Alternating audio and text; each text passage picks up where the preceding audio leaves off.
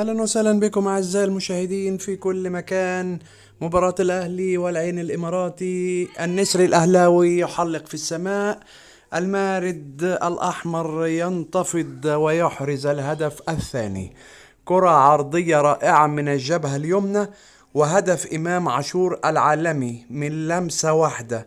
فيرست تايم بقدمه اليمنى يسددها صاروخية لا تصد ولا ترد على يسار حارس مرمى العين، يكتفي فقط بالمشاهدة. هدف خيالي عالمي. يا ولد يا لعيب يا امام يا عاشور، يا ولد يا لعيب يا امام عاشور. الله ينور عليكم يا اهلاوية، رفعتوا راسنا، كنا متأكدين وواثقين فيكم انكم هتفوزوا. الاهلي هدفين، العين لا شيء. الف مبروك لكل الاهلاوية، وباذن الله هنكمل المسيرة للنهاية. مبروك لكل الاهلاوية. قبل ما الماتش ينتهي بعلن فوز النادي الاهلي، الف مبروك للاهلي.